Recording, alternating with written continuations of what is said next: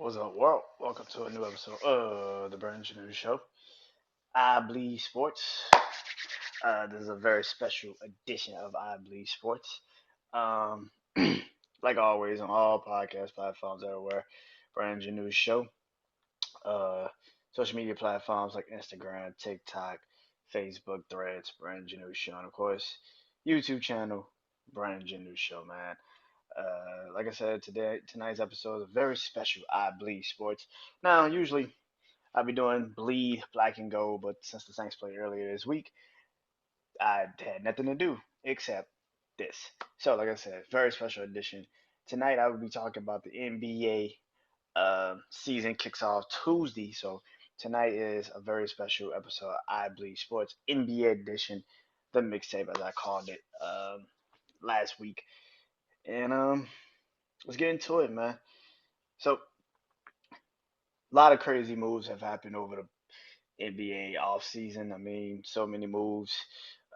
Two massive trades that has changed the course of a lot of teams' fortunes this season. One trade in particular is Dame Dollar, Dame Lillard going from the Trailblazers to the Bucks, which I've been saying for a while. I knew he was going to go to the Bucks. I was like, this is the only team that makes sense for him to go to. Um, so yeah, man. You know, the trade happened. Uh, Grayson Allen was a part of the trade. So was Drew Holiday, DeAndre Ayton. A lot of players got moved because of this trade. Um, which leads me to the Drew Holiday part, where he got traded from Portland to Boston, of all places. So I think that you know I think those two trades are setting these two teams apart in the Eastern Conference. One trade that did not happen yet is James Harden. He's still part of Philadelphia 76ers. And if you have listened to my earlier episodes of I Bleed Sports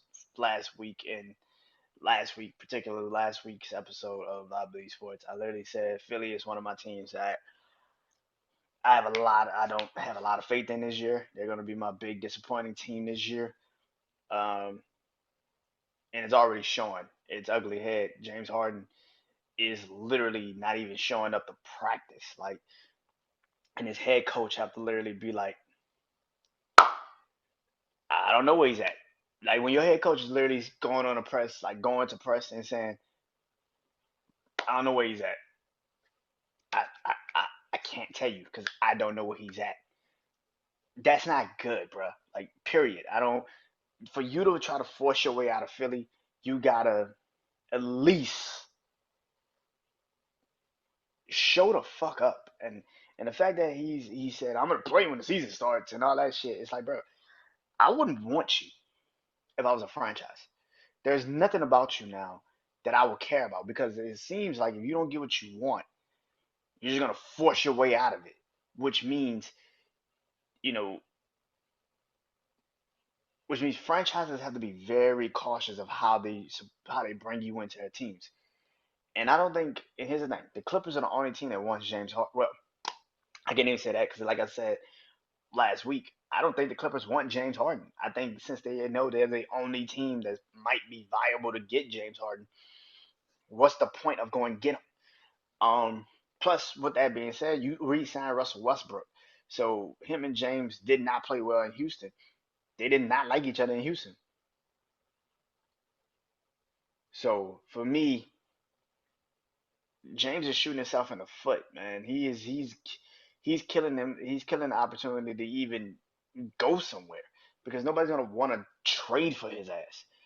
And that's the thing, like, bro. Now I know it's preseason, and I know people gonna say it's preseason. Nobody cares about preseason. The problem with that is that even though it's preseason, the season starts Tuesday. So you not showing the fuck up is already showing people that you've already are forcing your way out of Philly. They're gonna force you're forcing your hand. The problem with that is isn't like the when you were in Houston and you wanted to go to Philly, but you ended up in Brooklyn, or you want to go to Philly, or you want to go, you got traded from Brooklyn to Philly. This isn't the same thing. You're not that player anymore. We've seen the decline of your play the last couple of years. This is what I've also felt about. Hell, I can't even say Kyrie Irving because at least Kyrie Irving shows well, when he plays, he shows the fuck up, and that's the thing. At the end of the day, man,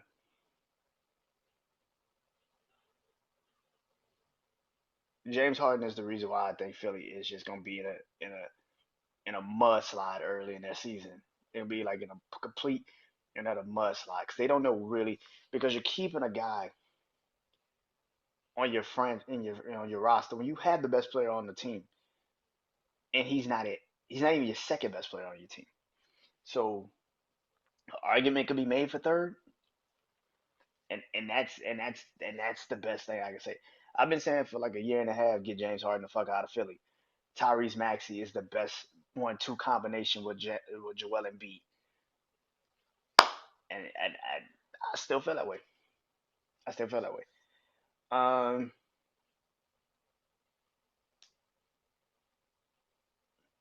a lot of crazy moves have been made, more so in the East than the West. But one team has made some moves, and that is Bradley Beal being traded from Washington to Phoenix. Um, I'll be honest.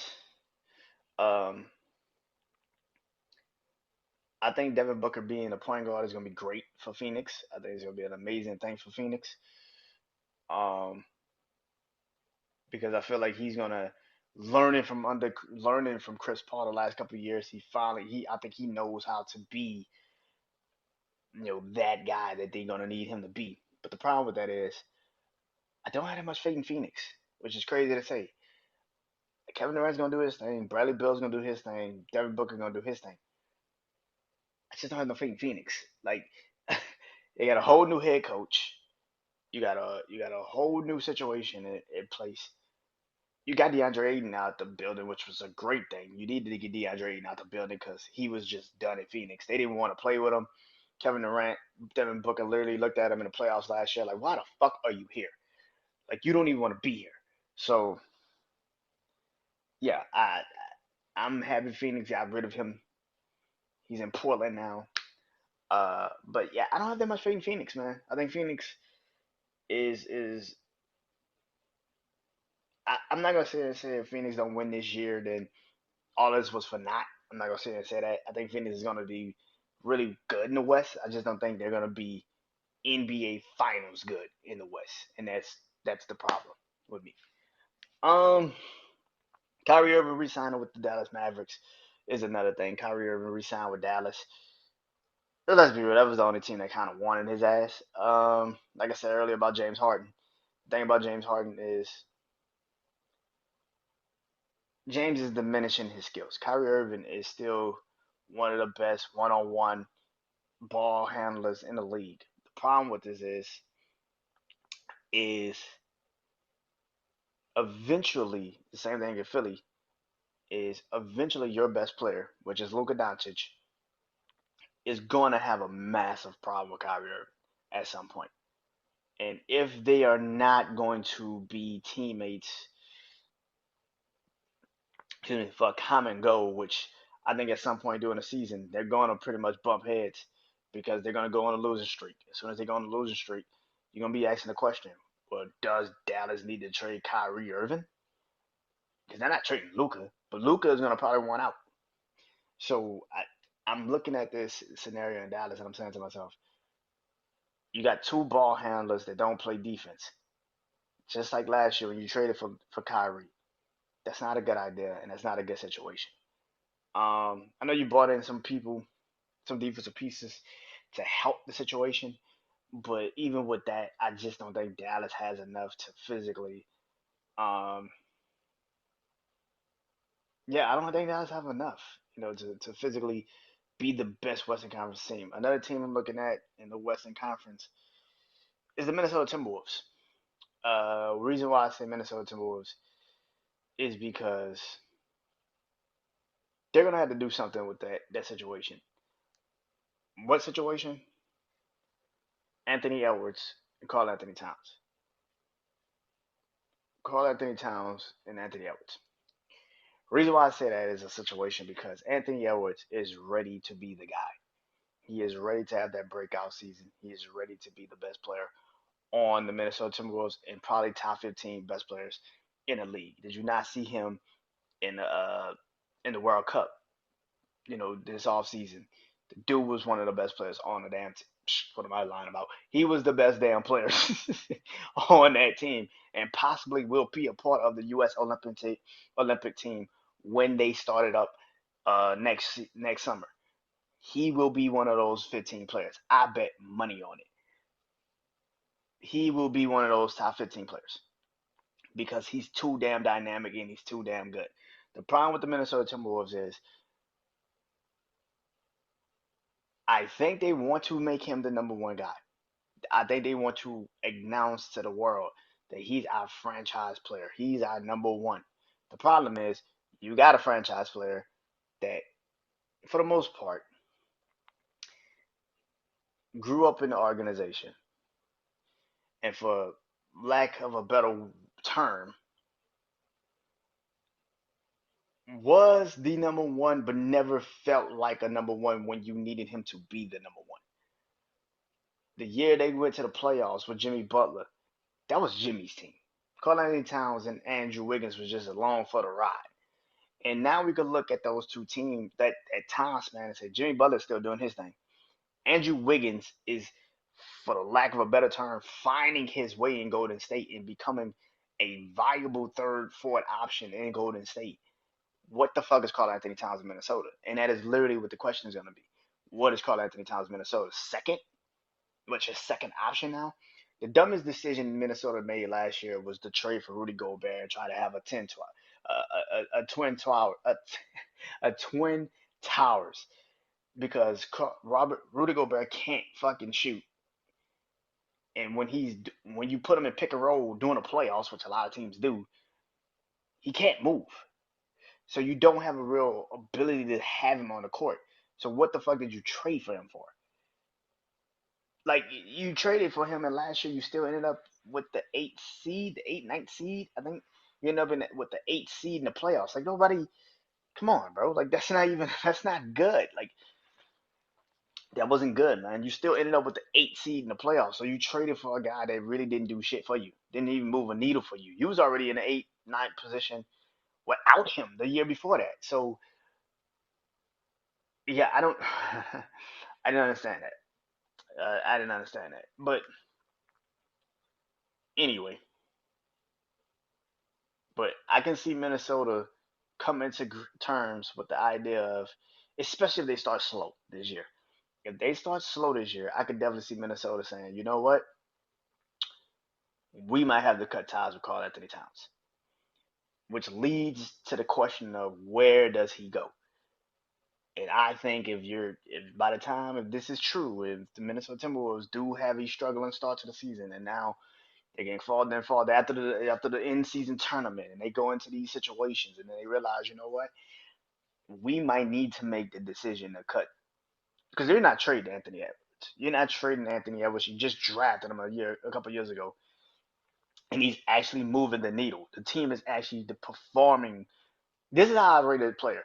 If your team is actually doing better without the other guy, that means something more than what you wanted to let on. That means he's actually the leader, and everybody is just following what he does. But if they come out the in season tournament and they can't do anything with this team, and then they look around and they're like, you know what, Atlanta needs a big guy, or Houston needs a big guy. There's gonna be some teams that's gonna be viable this season that just need that presence. I always thought Carl Towns would do great in Boston with the Boston Celtics, Jason Tatum and Jalen Brown, because He can be the third forward option. He doesn't need to be the number one scoring option. He can just do what he needs to do. I thought he fit that perfectly. And, you know, it went the way it went. And I feel like at the end of the day, Minnesota's definitely a team that I can see definitely trading someone. Maybe you trade him in the conference. Maybe you trade him out the conference. But I do think if Minnesota starts very slow this year, I could definitely see Minnesota saying, "Let's cut ties with Karl Anthony Towns," because you're not going to trade Anthony Edwards. That shit ain't happening. So I can definitely see that. Speaking of people that want to get traded, every year there's this idea that Trey Young should be traded from Atlanta, which I don't understand why. But Atlanta's a team that's very interesting, to say the least, because Atlanta has a team, has a franchise that can be very um hot and cold, just like pretty much their franchise, like their team, hot and cold in games. They shoot threes and they make them, then they're a great team. If they miss them, shit gonna get bad. But I want people to understand something. Trey Young is not the problem for the Atlanta Hawks. He's not. That franchise needs to figure out how to build around him. That is the truth. I've heard for a couple years now that Trey Young is the problem in Atlanta, but I don't hear that shit with Luca. Luca's the problem in Dallas, but nobody wants to admit that because Luca's great, right? Luca's the MVP candidate. He's gonna do that. But I never hear people say this shit for Trey Young. Trey Young is one of the best young players in the league, and I never hear anybody say that dude is one of the best players in the league. He's led Atlanta to pretty much what since he's been in the league, he's led Atlanta to the playoffs. Like outside of his what rookie year, he's been in the playoffs. So why is it not the same love for Trey Young? That's all I gotta say about that. And I said it earlier. I didn't really touch on it. The NBA has officially announced that they're doing an in-season playoffs, and it starts this season. Um, Me personally, I gotta see how this is gonna look. I gotta see how this is gonna look. Um, I think everybody does. I know the season starts Tuesday, but that in-season playoff, I don't know what the rules are. I don't know if you win it. What does that mean about playoff positioning? What does it? You know what I'm saying? I like it doesn't. What is it? It's just like a money grab. Like, and if that is the case, then great. But what is it? Like, I don't. Maybe when this comes out, y'all explain it to me better than I can understand it because it doesn't sound like it's a thing. It's just you know what I'm saying? Like it's just something. I don't get it. But anyway, yeah. So in fairness of the NBA, I am doing my preseason predictions of who's going to take the record, who's going to be the best team. I'm going to even give you my Western Conference Finals, my Eastern Conference Finals, who I think the NBA Finals is going to be, and who's actually going to win the championship. Before I do all that, um, let me start it off with this. So, for Rookie of the Year, now there's a couple of candidates I think is going to be pretty good. I mean, Scoot Henderson in Portland is going to pretty much have to do it all on in Portland because of all the moves that have been made in Portland. So he's gonna definitely take off like we never seen before. But I think he could fall into a position where he hits a wall way sooner than we expect. Same thing with Brandon Miller in Charlotte. I don't know what Charlotte is yet. LaMelo Ball, he should be 100% to go this year. But if that injury nags him throughout the season, like his brother, it could get bad and it could get bad fast. And then he would have to probably carry the load in Charlotte. Um, a lot of people don't realize, but last year's number one overall pick, well, number three overall pick, Chad Holmgren, is actually eligible for Rookie of the Year because he didn't play last year. So he's also eligible for Rookie of the Year, which I would not be surprised because I think Oklahoma City is going to be a dangerous team in the West. Excuse me, this year. I can definitely see Shea Gilgeous-Alexander and all those guys making big strides this year. Maybe even getting into the top sixth of the Western Conference this season. But Chad Holmgren is also a Rookie of the Year candidate. But my Rookie of the Year, who I think is gonna be Rookie of the Year, which everybody knows is probably gonna be Rookie of the fucking year, and that is Victor Wembanyama from the San Antonio Spurs.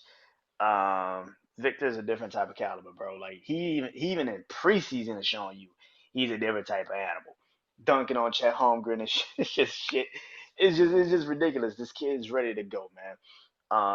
I don't know if he's the future of the NBA. I can't sit here and say that personally, but for what he is and what he's already shown, is showing that he's willing to do it and willing to be the guy. So, um, yeah, man, I think that Victor is gonna definitely become one of those guys, man.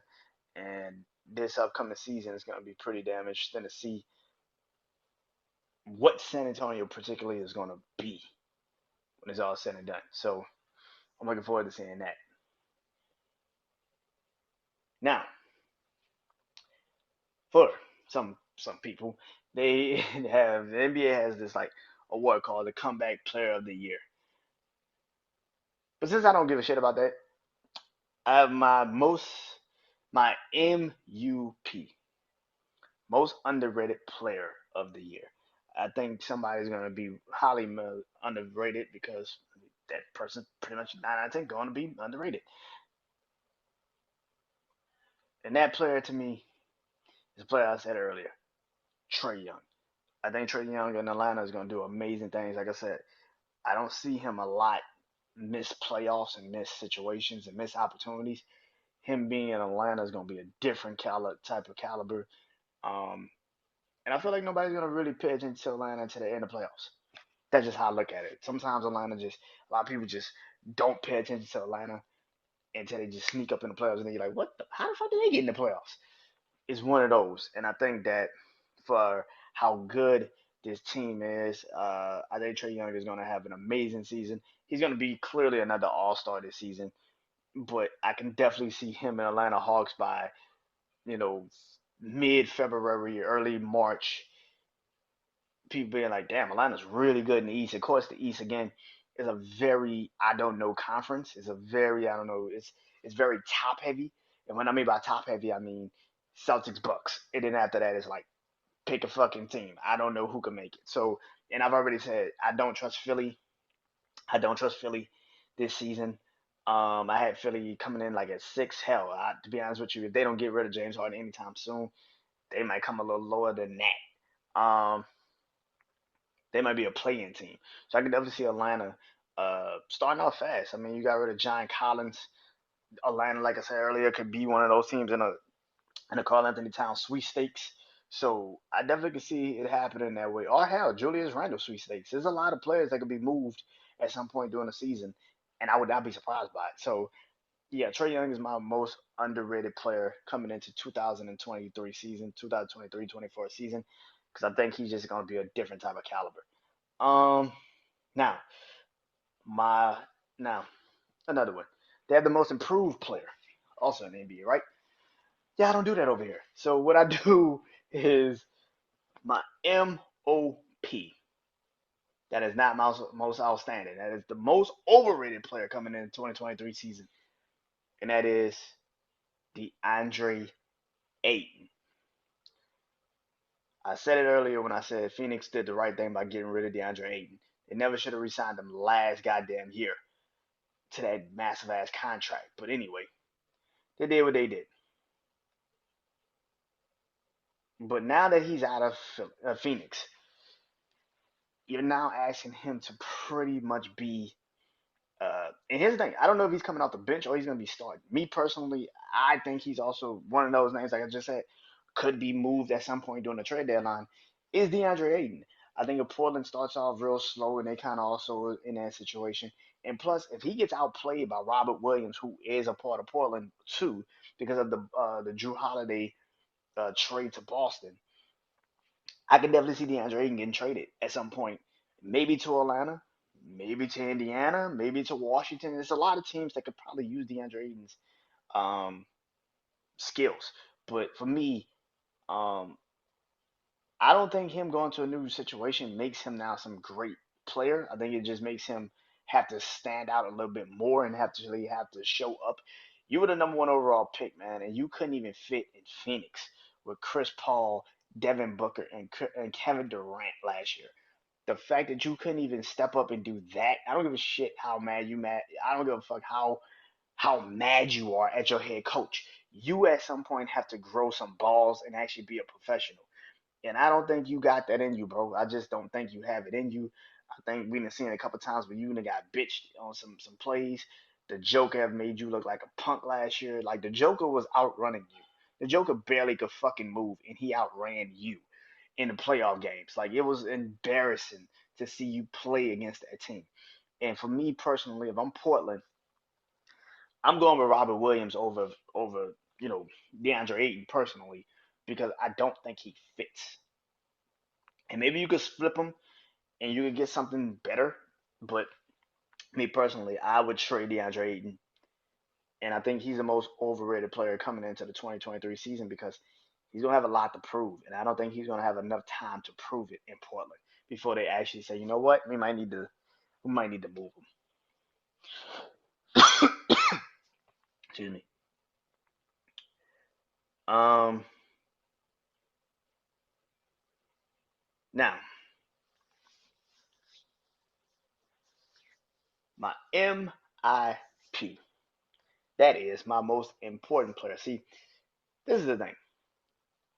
There's always this thing when the MVP conversation kicks in that it's they have the most valuable player, but then it's like the most important player. Who was the most important player in the NBA? Well, I'm not the NBA, so I can do that here.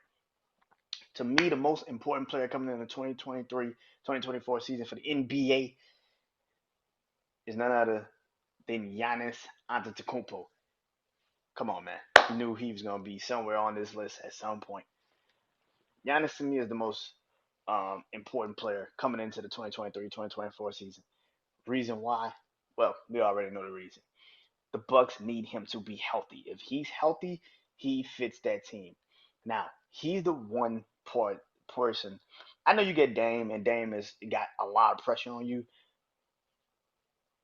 But putting into perspective of the Bucks situation where Giannis is kind of at right now, which is Giannis could literally be a free agent next season. Next season, if they do not get their shit together next season by this season, it can definitely go left real goddamn fast. And I think that as good as the Bucks can be this year, you're gonna rely. I know you're gonna rely on Dame a lot, but you're gonna really rely on Giannis. And if Giannis cannot be that guy, if he's not healthy, if he's not there, man, that is a very important thing. The former Defensive Player of the Year, two-time MVP, two-time Defensive Player of the Year, he's gonna need to be that guy this season for the Bucks, and that is why I think he's gonna be the most important player this entire damn season. If he's healthy and he's playing like he usually plays, like Giannis plays, then he will definitely be the most important player this goddamn season, and it's not even close. Now, speaking of MVP, nah. I'm gonna do Defensive Player of the Year first. I'm gonna do that. I'm gonna get all this out the first. So, my Defensive Player of the Year, I had a name on here, but I'm gonna swap it out because I don't think he's gonna be. But I do think his teammate is, because my Defensive Player of the Year is gonna be Drew Holiday for the Boston Celtics. I think Drew Holiday is actually gonna be the Defensive Player of the Year this year. Defensive Player of the Year because I feel like Jason Tatum, Jalen Brown are really good at defense, but now you put Drew Holiday in there with that defensive mindset.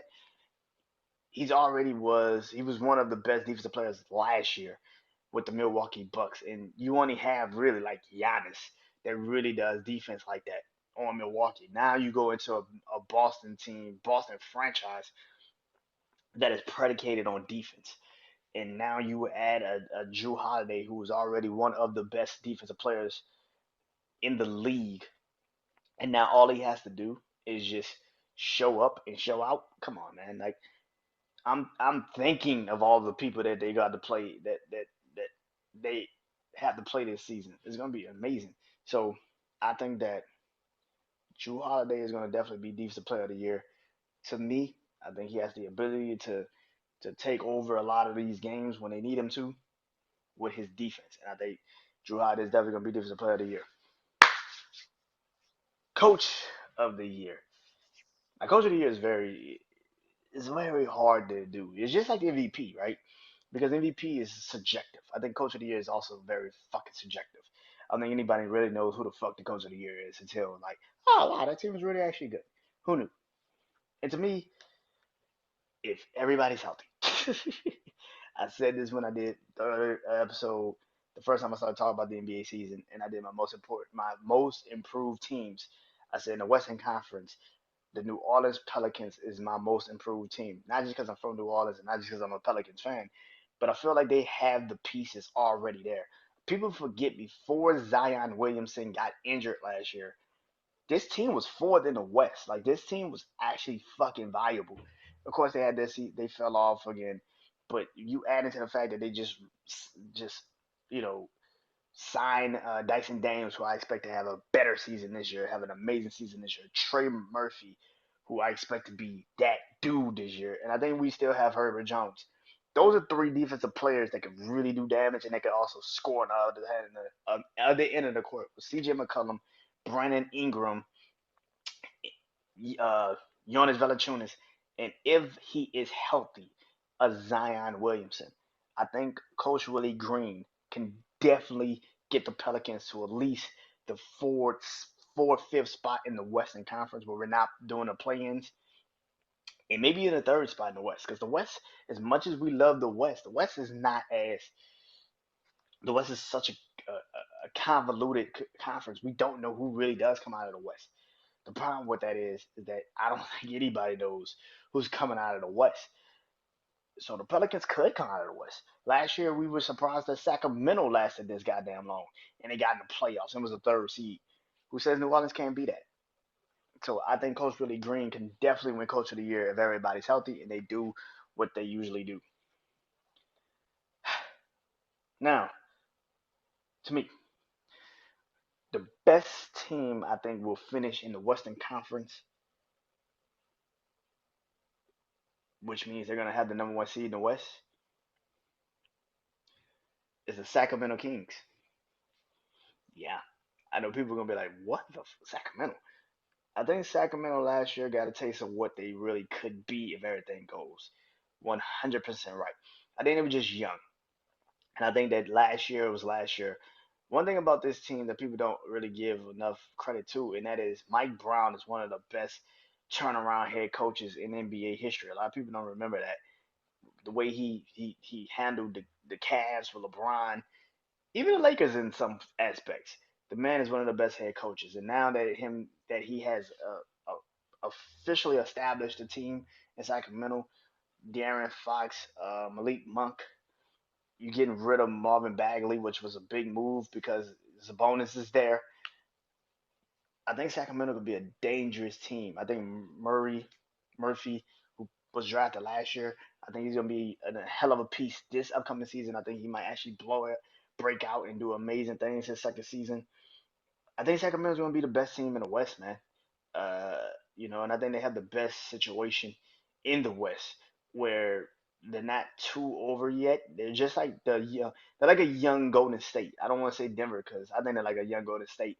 They have the defense, they have the shooting. They just have to put it together. I'm not saying they're going to the NBA Finals or anything like Golden State, but I think they're gonna be a very dangerous team this season in the West. I think they're gonna come out the gates smoking hot, and I think they're gonna be the best team in the Western Conference this upcoming season. The best team in the East, to me, the number one seed in the Eastern Conference this year, to me, is the Boston Celtics. I think Boston is going to definitely take the number one spot in the Eastern Conference. Outside of the Bucks, who's going to be struggling to finally kind of find their rhythm, I think Boston's ready, man. I think Jason Tatum, Jalen Brown, Drew Holiday. Jalen Brown's 100%. Drew Holiday, Kristaps Porzingis. You got Al Horford, who's a veteran still, but they got the pieces still. I don't think people understand that they still have pieces there in Boston that can really fit each other. And I told you Drew Holiday I have as a defensive player of the year, but the other person I had on my list for defensive player of the year was Jason Tatum. So I think this team is going to definitely take over and take off. I think this is the best team that I've seen in a minute, and I think Boston's going to be one of those teams that's definitely take over. And yeah, I think Boston's going to be the number one seed in the Eastern Conference. The best record in the entire NBA. I think it's going to be Sacramento Kings. I said that Sacramento's going to be my number one team. I thought number one seed in the West. I think Sacramento's going to be the best team in the entire NBA season. I think Sacramento, like I said, don't really have too many flaws. They're young, but I feel like the playoff experience last year and the fact they finished third overall in the West last year, I think they could take the number one seed. Again, like I said, the West is such a convoluted conference. We don't know who's really going to come out the West. So if Sacramento starts off with a, because Phoenix still has to fix themselves, Phoenix have to fix themselves, the Lakers have to fix themselves. There's a lot of teams that got to get themselves right. Even the Warriors. I think Sacramento could definitely take advantage of them of that situation early and often, and then I think they have the best record in the Western Conference. If I had to pick, I think they'd be like, if I had to say 66, yeah, 66 and 16. I think 66 and 16 would be the best record for them. I think that's even that is a lot high for me, but I think they're gonna be in the 60 wins this season. I think 60 wins for the Sacramento Kings this season. Um, 66 is my number, but I can go lower with that. But I do think they're going to be the number one seed, and the number one team with the best record in the NBA. My Eastern Conference Finals is the Celtics and the Bucks. I think the last couple of years for Miami, they've taken advantage of what these two teams couldn't be. I love Miami, but I also feel like Miami didn't grow. Miami didn't do anything to fix their team. Same as Philly. They didn't do anything to fix the team. They just stayed intact. They stayed intact, and you thought you were gonna get Dame, so you didn't do anything, and that is the biggest problem with the Miami Heat. Same thing with Philly. Like I said earlier, James Harden situation. If that's not fixed, I have no faith in Philly. I think the Cavs are too. The Cavs are still too um, young to get to this point. I think Donovan Mitchell is a great player. I think he's gonna have a hell of a second year. Excuse me, Darius Garland's gonna do great things, but I think Cleveland could be the third seed, or they could be the sixth seed. I don't know what Cleveland is. Atlanta, like I said earlier, with Trey Young, but Atlanta is still a team that everything has to go right for them to be in the playoff situation.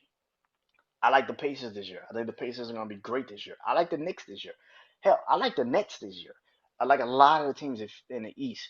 But when you tell me, if you ask me, do I think any of those teams can beat the Bucks or the Celtics in a 7 game series? Fuck no. I don't think any of those teams can beat the Boston Celtics or the Milwaukee Bucks in a 7 game series. This is why I feel like this is going to be the NBA, the Eastern Conference Finals, because somebody has to win. like somebody, and I think with Damian Giannis and Chris Middleton, if he's healthy, if you flip him, that's two mini pieces in one team. And then Boston has literally Kristaps Porzingis, if he's upright, Drew Holiday, Jason Tatum, Jalen Brown. That's a hard team to stop. So if everything goes right, I think that is the Eastern Conference Finals. My Western Conference Finals is the Denver Nuggets and the Golden State Warriors. Now, I know you're gonna be like, well, you said Sacramento's gonna have the best. They're gonna be the best team in the West, and they're gonna have the best record in the NBA, and you don't even have them making it to the Western Conference Finals. Yes, because like I just said, they're the Warriors before they actually got everything to click. I think Sacramento runs into Denver and gets beat. I think Denver's gonna be the fourth seed in the West, fourth or fifth seed in the West, and I think the Warriors are gonna be the second or third. I think the Warriors are not gonna be one because I got Sacramento there, but I think the Warriors are going to be in the top three upper echelon of the Western Conference. I just believe, as good as the Lakers have seemed to be, Father Time is undefeated. LeBron James cannot do this forever. He's 21 years into his NBA season, his career, and if you really believe Anthony Davis is ready to be the guy, you are crazy. The Lakers are good enough to get to the playoffs, but I don't think they're good enough to get to the fucking finals. And that's the thing, because you're still hoping that a 21-year pro who's close to 40 can push your ass to the NBA finals. I don't know if you're delusional or if you just don't fucking know basketball like that. Phoenix is good. But my problem with Phoenix is that they're too top fucking heavy. Now I know that trade with the Milwaukee Bucks and the Portland Trailblazers helped them get their bench right. Yeah, that's great. Awesome. Whatever. I still don't trust the fact that it's Kevin Durant, Devin Booker, and Bill and Bradley Bill. Those are three great players, three individual great players. But when it comes down to it, can you be a team when I need you to be one? Kevin Durant at some point is going to get injured. I bet money on it. Bradley Bill at some point is just not gonna. Bradley Bill at some point is going to have to actually prove that he's ready for this, and I don't know if he is. That is why I don't have Phoenix also going to the Western Conference Finals. I think Denver, like I said when I talked about the disappointing teams, I said Denver is my team that I do expect to get to the Western. They could get to the Western Conference Finals, but I don't see them winning the NBA Finals.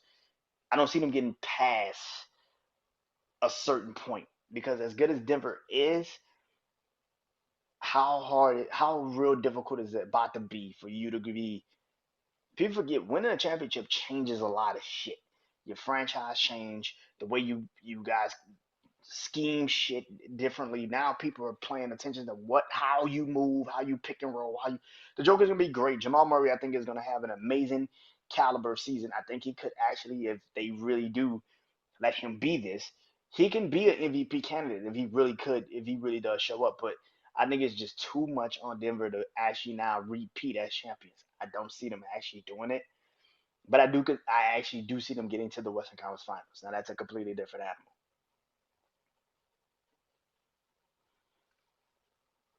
Now, I didn't talk about my MVP for a reason. Because my MVP ties into my NBA Finals. Because just like I just said, I believe the Warriors are going to the NBA Finals. Because I have them going to the NBA Finals. Because I think the MVP of the NBA season, Steph Curry, is going to lead them there. I think Steph gets his third MVP of his career this upcoming season. Because I think Golden State is going to need him to. Steph is going to have to damn near be in unstoppable Steph, like 2016 Steph, like steroid Steph. like he's going to have to be so damn great it scares the shit out of people. Like he is. I think last year losing in the playoffs, like they lost in the playoffs, a lot of turmoil, a lot of shit was going on. Kind of questioned who he was and can he lead a team? Can he lead this team back to the NBA Finals? I don't think you want to give Golden State more ammo, and I think you did. I think Steph Curry is going to be unfucking stoppable this season, and I think that with that being said, I think he wins his third MVP, and I think he leads them to the NBA Finals. Now, in that NBA Finals, I have them meeting the Boston Celtics. I think Boston gets past Milwaukee. I saw Drew Holiday guard Dame Lillard back in the day in the playoffs. He can do it. And plus on top of that, I don't trust Milwaukee against this Boston team. I think Jason Tatum is grown up. He's ready for this. And I think also Jalen Brown steps into who he needs to be to solidify that I am that guy too. And I don't think Milwaukee's ready for that. I don't think Milwaukee has that ability to really stop them yet. And so that's my NBA Finals. The NBA Finals from 2 years ago, Golden State, Boston. But I have a different result, and that is Boston winning the NBA championship. The difference between this Boston team and that Boston team was that Boston team had never been to the NBA Finals. I think this Boston team not only has the experience of the NBA Finals, but have an NBA champion to push them. Something I said about Drew Holiday when I said he was the defensive when I had him as defensive player of the year is another reason why I have Drew Holiday as defensive player of the year. Revenge. I think he's going to be highly motivated to prove to everybody Milwaukee fucked up. They should have never let me go. I ain't getting old. I'm getting better. And I think a lot of people are going to find out what that means. I think he fuels Boston into another level. For Jason Tatum and Jalen Brown, being around a guy that's won an NBA championship, but also recent NBA championship, but on top of that, was around one of the best players in the league for years and was the missing piece for Milwaukee's championship run in 2021. I think putting him with that type of team is why I have high hopes for Boston. Boston's the only. I know they got Chris Stapps and I know they got Drew, and they're gonna have to work them in. But Drew's a third option. He doesn't even have to. He could be the third or he could be the fourth. It just depends on what Kristaps Porzingis is like. If this team is healthy, man, Boston's a dangerous fucking team, man. And I do not expect Boston to fall at some point. I think Boston is really fucking good, and this is going to prove what everybody has been afraid of. Jason Tatum, Jalen Brown can now go out there and play basketball freely and don't have to be throwing the ball to each other and just hoping somebody makes a shot. Drew Holiday is motivated to show everybody he's the guy, and Kristaps Porzingis is ready to show people, you didn't see me last year. I was pretty fucking good in Washington. Let me show you how good I was in Washington. And I think that Washington Kristaps Porzingis and the Drew Holiday from 2 years ago, Drew Holiday is going to show up and it's going to be glorious because I think Boston beats the Golden State Warriors, and I got them beating them in six. I think Golden State at least makes it a series, but I just think it's too much. Jason Tatum, Jalen Brown, Drew Holiday, Kristaps Porzingis. I think they actually make a trade at some point during a season to bring in a little bit more depth to that bench and maybe a veteran or two to get that bench right where it needs to be. Some shooting, maybe even two. But yeah, man, I think Boston is. I think Boston wins the NBA Finals this year. That is my NBA edition, man. That is my wrap. I think Boston wins the NBA Finals, man, in a classic series against Golden State. So yeah, happy NBA season. It starts Tuesday with Phoenix versus Golden State and Lakers versus Denver. That is the first two games of the NBA season. But until then, catch me talking about the NBA season throughout this year, um, right here on this podcast, man. Also, me and my brother Juan's Jack Wild's podcast. But until then, I am Brandon Janeau. Hope you guys enjoy this. Until next time, peace. Enjoy the NBA season. I know I will. Peace.